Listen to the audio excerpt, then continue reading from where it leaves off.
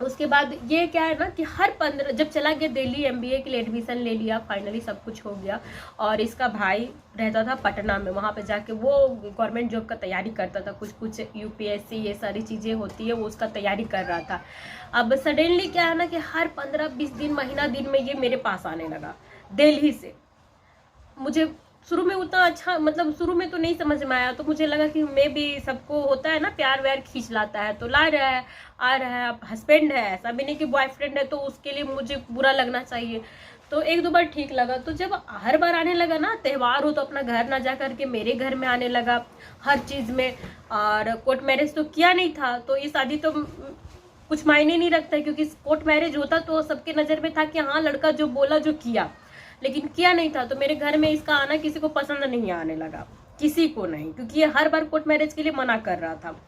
इसका भाई बराबर का साथ देता था, ये जब मेरे घर आता था तो इसके पेरेंट्स को झूठ बोल।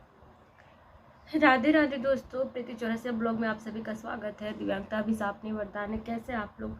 उम्मीद करती हूँ कि आप सभी बहुत ही अच्छे होंगे। शाम के 6 बज गए हैं और मैं ब्लॉग बना रही हूँ अभी, क्योंकि मुझे ना ब्लॉग बनाने का मन नहीं कर रहा है। मेरा दिल बहुत ज़्यादा टूट गया है, और टूटा इसलिए क्योंकि मैं ना इस बार बहुत कुछ सोच के रखी थी कि ट्राईसाइकिल मिलेगा ना मैं काम करूँगी, और ये सारी जो मेरी स्टोरी है, जो परेशानी है, वो सारी मैं ख़त्म कर दूँगी।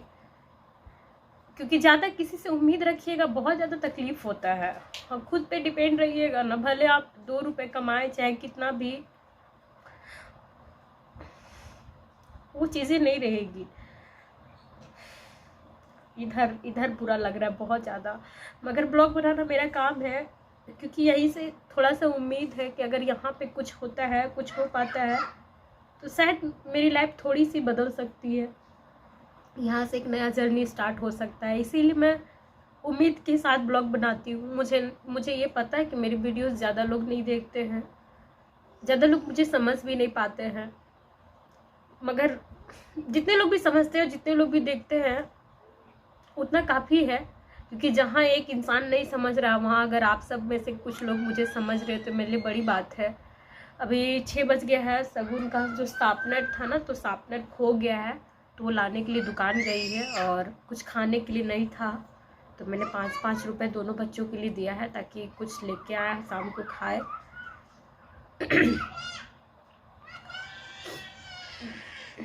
मैं हर बार स्टोरी अपना बताती हूँ, लेकिन होता है क्या है कि ये भाग जाता है, और जब भागता है ना मुझे सारी चीज़ें याद आ जाती है, और मुझे लगता है मैं सारी बातें आप सभी को बता दूँ, चूँकि एक बार मैं तो बता नहीं सकती, तो कड़ी कड़ी बताती हूँ।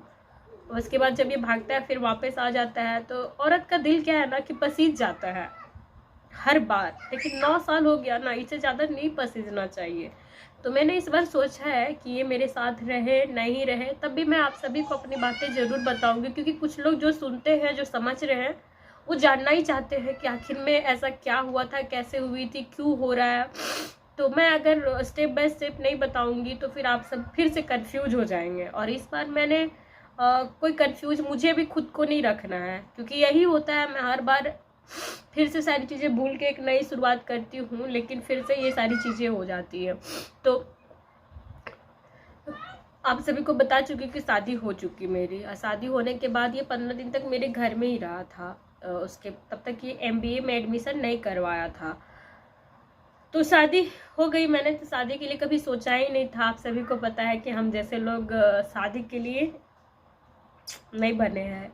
हर एक चीज़ होते हुए मैं एक कमी हो गया है, अब वो कमी सबको दिखता है, और बाकी चीज़ें तो दिख भी नहीं पाती है। अभी भी क्या है, मैं कहीं से कोई कमी नहीं है मेरे में, बट फिर भी कमी ना होकर के भी कमी है सबके नज़र में, लोगों की नज़र में जो चीज़ें पहले दिख जाती है।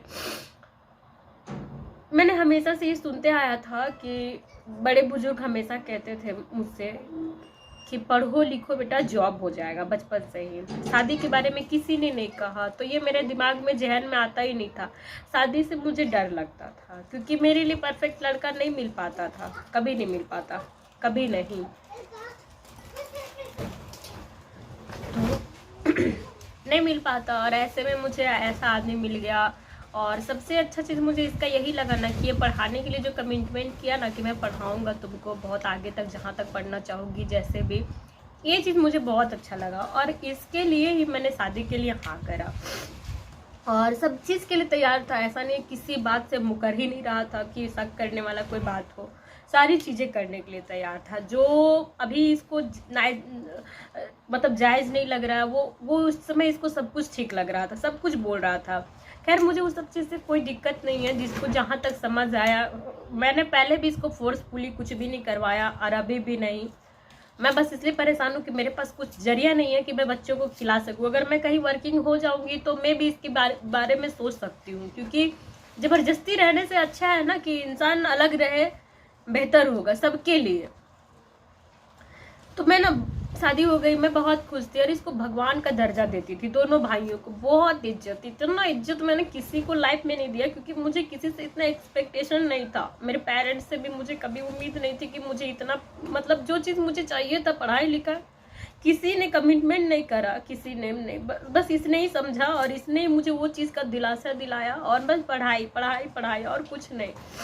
मैं उसमें तो ग्रेजुएट कर रही थी, मतलब पार्ट 1 में थी, पार्ट 1 या पार्ट 2 में होगी, उस वक्त यही पढ़ाई कर रही थी। हाँ, इसके शादी के कुछ दिन तक मुझे बहुत अच्छा लगा, सब कुछ अच्छा लगा कि मेरी लाइफ में कुछ चेंजिंग आया है, क्योंकि मैं बहुत उससे पहले बहुत तकलीफ में थी, बिल्कुल अकेलापन, लाइफ में कोई भी नहीं था। और सडनली जब ये इतना सारा होप लेके आया, उम्मीद लेके आया, लाइफ कहते हैं ना एकदम एक नया मोड़ लेना, वो हो गया।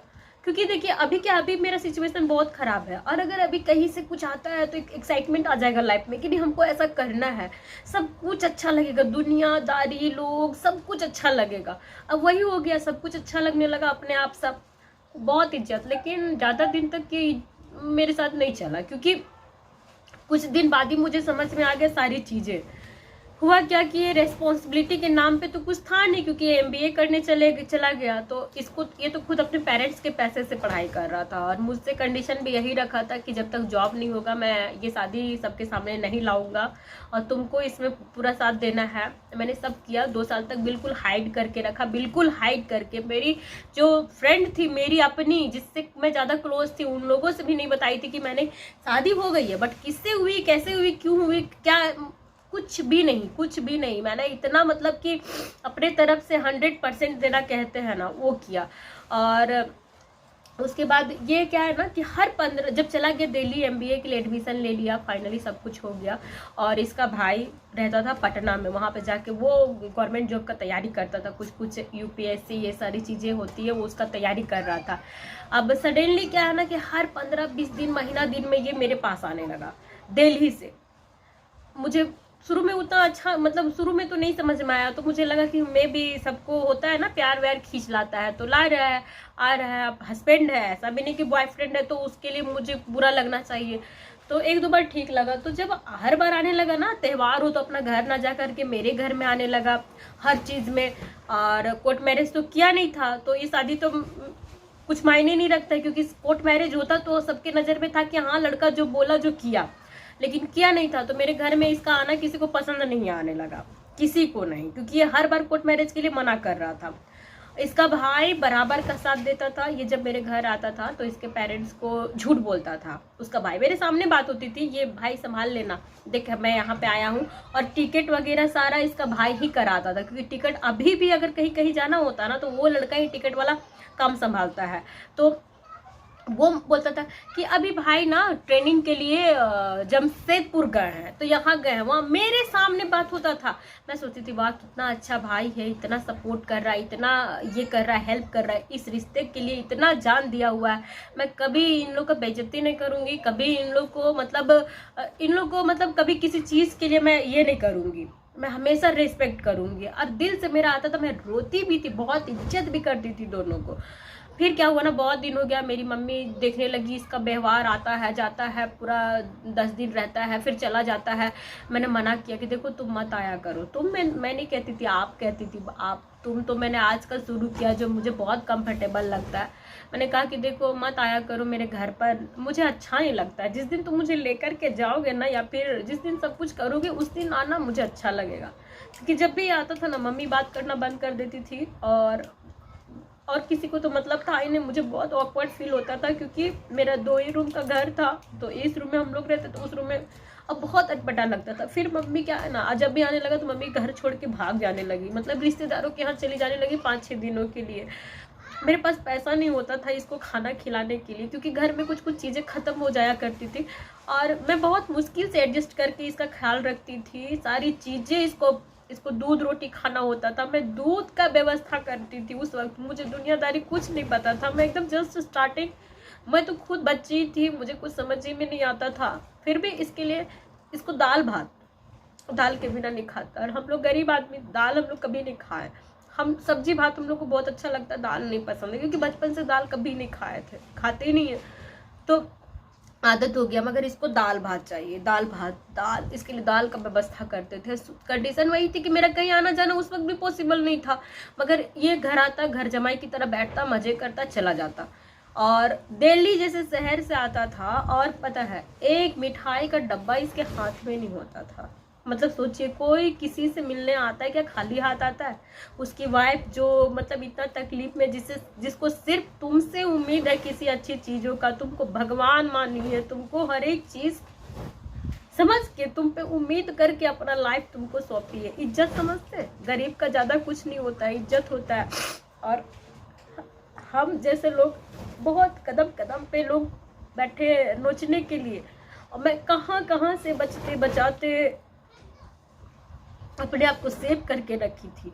और जब ये मुझे मिला, मुझे लगा चलो परफेक्ट लड़का आया है लाइफ में, कम से कम मेरे साथ खेला तो नहीं ना, डायरेक्ट मुझसे मैरिज किया, शादी किया, ये बहुत बड़ी बात है। और सब लोग खुश भी थे गाँव में। बाद में पता चला कि वो लोग खुश नहीं थे, वो लोग जलते थे एक्चुअली, लेकिन क्या कहते। और ये सारी बातें तब पता चला जब ये मुझे छोड़ने लगा ना, 2 साल बाद जब मैं प्रेग्नेंट हुई, तब तरह तरह की बातें वही लोग करने लगे। तब पता चला कि एक्चुअल में मैं धोखे में थी। मुझे लगता था कि ये लोग मेरे शादी से खुश है। सबकी जवान बेटियां घर में बैठी हैं, हाथ पैर होते हुए भी उनकी शादियां नहीं हो पा रही थी, और मैं एक अच्छा लड़का से मेरी शादी हो गई। इवन मेरे रिश्तेदारों को भी बहुत खटकने लगी थी मैं, बहुत ज़्यादा। सब तरह तरह की बातें बनाते थे मेरे लिए। सब मेरे अपने सगे लोग कभी पसंद नहीं किए इस रिश्ते को। फिर मेरे, और इसको तो रेस्पेक्ट नहीं करता था कोई भी, सच बता रही हूँ, मेरे रिश्तेदार, क्योंकि मैं फिजिकली डिसेबल्ड हूँ, इसके लिए मैं इसको बहुत इज्जत करती थी। ठीक है, बाकी लोगों को नहीं ना है, कास्ट का भी प्रॉब्लम है, और ये मेरा कास्ट थोड़ा सा इससे हाई फाई का है। हमारे लोग भी बहुत हाई फाई है, एक दूसरे को भले पहचानेंगे नहीं, लेकिन दिखावटी बहुत करते हैं मेरे कास्ट में। और ये बिल्कुल परफेक्ट बात बोल रहे हैं, तो नहीं इज्जत करता था कोई, लेकिन इसको हम सब जगह रेस्पेक्ट दिलाए। जिन लोगों ने नहीं रेस्पेक्ट दिया, जिन लोगों ने नहीं इसको समझा, मैंने उन लोगों से बात करना बंद कर दिया। अपने घर में भी इवन जब मेरी मम्मी भाग जाती थी, मुझे अच्छा नहीं लगता था, मैं बोलती थी कि जो भी है, जैसा भी है, हस्बैंड है मेरा, आता है जाता है, इसको दूसरे तरीके से समझाया जाए। लेकिन सबका बस एक ही काम था, कहना था कि कोर्ट मैरिज कर लो। बट ये कोर्ट मैरिज कभी भी नहीं किया, कभी नहीं किया। इसका भाई हमेशा उसके बाद इसको भड़काता रहा। अभी भी अगर पुराने चैट्स का खुलासा होगा, हम लोग मैसेंजर में अधिक बातें होती थी। ये लड़का मैंने देखा है सबका चैट, जब मैं साथ में रही ना, तो इसका मैसेंजर का, उसका भी देखा है, और मेरा तो मैं जानती हूँ। इसमें जो बीच का भड़काने का काम किया है, जो उसका भाई है, सिर्फ और सिर्फ इसका भाई, और कोई नहीं। उसके बाद ये आता जाता था, कुछ लाता वाता नहीं था, बस एक चीज़ जरूर लाता था, जो प्रिकॉशन कहते हैं ना, वही लेके आता था, बाकी कुछ नहीं। और जब मैं मना करती थी कि मेरे घर मत आया करो, तब हमेशा एक ही बात कहता था, बेबी थे भले। हालांकि आज मैं बाबा हो गई हूँ, मोटी हो गई हूँ, बाबा हो गई हूँ, 2 बच्चों की माँ हो गई हूँ, उसमें बेबी थी मैं। कहता था, बेबी तुम कैसे त्यौहार मनाओगी बताओ, फेस्टिवल में तुम अकेले रहोगी तो मुझे अच्छा लगेगा। हाँ, अब मुझे उस वक्त सच बताओ, इसकी ज़रूरत भी नहीं थी उतनी, क्योंकि मन जिसको कहते हैं ना टूट जाना, वो टूट चुका था। मैं इससे सिर्फ और सिर्फ पढ़ाई के लिए, क्योंकि पढ़ाई मेरे लाइफ में जो मायने रखता है ना, वो मैं जानती थी। अभी भी मुझे इतना कमी खलता है, लेकिन कहते हैं जिसको पढ़ना होता है उसको पढ़ाने वाला नहीं मिलता है, जिसको खाना होता है उसको खाना नहीं मिलता है। वही हुआ मेरे साथ, अभी भी तालमेल नहीं बैठ पा रहा है। वरना मैं अभी जो काम करने का मेरे अंदर जुनून जोश है ना, कि मैं जान रही हूँ, मुझे बहुत तकलीफ हो रहा है, बहुत घुटन हो रहा है। 6 साल से मैं बैठी हूँ घर में, और कभी मैं किसी पे डिपेंड नहीं रही यार। और आज मुझे, मैं 2 रुपये भी मेरा पति से मांगने का इच्छा नहीं करता, बहुत मन मार के मांगती हूँ, कभी मांगना होता है तो, नहीं तो ज़्यादातर तो मैं अपनी सारी ख्वाहिशें इच्छाएं मार दी हूँ कि जब कोई चीज़ रहेगा ही नहीं तो मांगने का जरूरत नहीं पड़ेगा। 2 टाइम का जो खाना होता है बस वही खा पी के। और ये जो मेंटेनेंस है, ये कहते हैं ना कि जिसको जो चीज़ का आदत होता है वो थोड़ा सा भी कुछ कर लेगा ना तो अच्छा ही लगेगा। वही है मेरे साथ।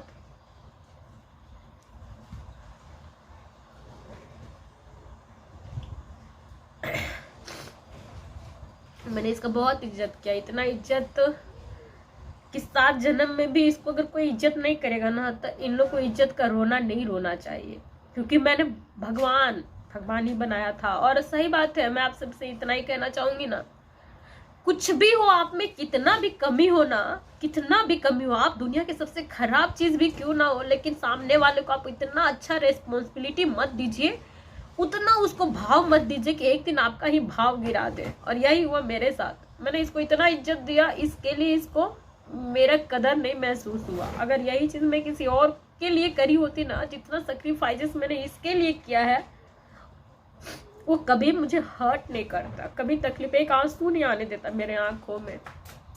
बट चलिए आज के लिए इतना ही दोस्तों, और कल का वीडियो में बताऊंगी आगे का। बाय दोस्तों।